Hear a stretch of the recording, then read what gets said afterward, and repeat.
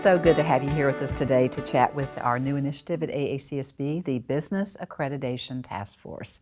And as you know, our intention is to reimagine business education and what our accreditation standards can do to promote that.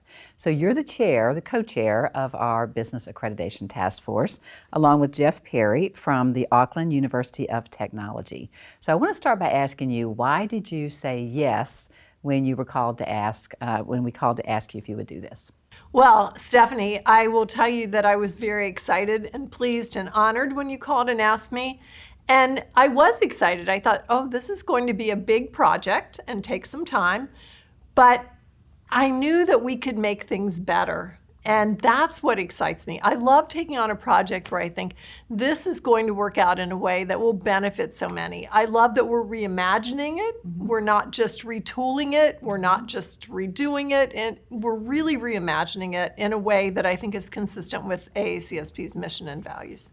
So tell us a little more about the reimagining part. So do you think that is a really big change, or do you think that's a change around the margins? It's a big change. If you think about business education, the vision for business education, making society better, for example, wow, how can accreditation standards do that? I think they can.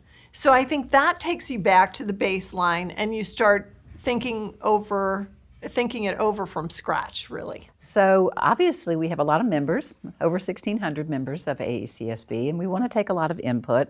Tell us a little bit about how the task force will work to get input from our members. So I love that we've adopted an emissary model so that the members of the task force really are being assigned to go out there and gather data.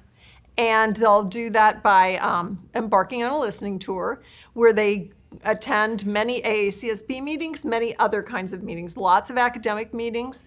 They'll also interact with practitioners.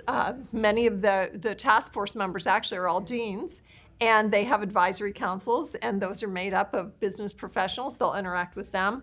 So we really have a model that is meant to collect data from every corner and then take that data back, analyze it, and start thinking through solutions. What if I'm at a school that doesn't have resources, for example, to send me to a meeting, or I don't really have ways to go to these other places where I can connect? How can we get the input from someone like that? So we're talking about surveys and webinars and other approaches that we can use. But I do know that all the members of the task force will welcome data from every source and every input.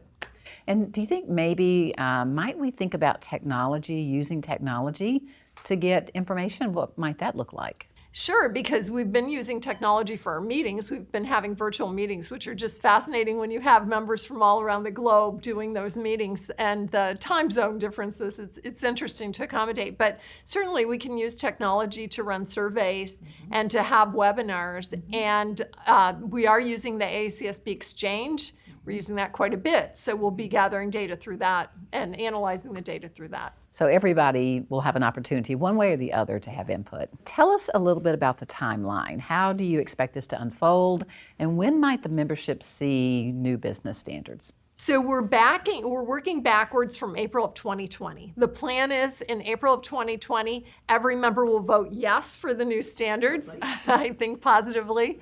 And so working back from that, we've thought about how we will spend the next year really gathering the data and then coming up with a working paper draft.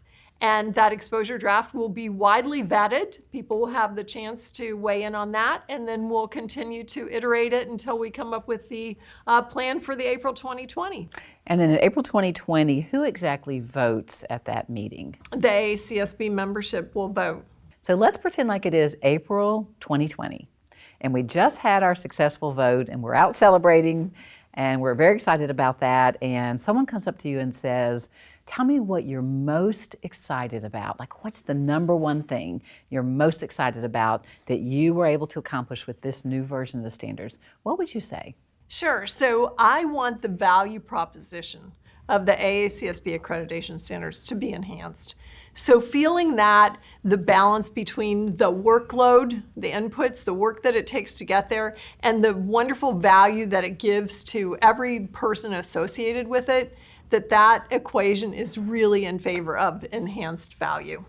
I hope we can do that and maybe solve some of the world's problems along the way. Certainly.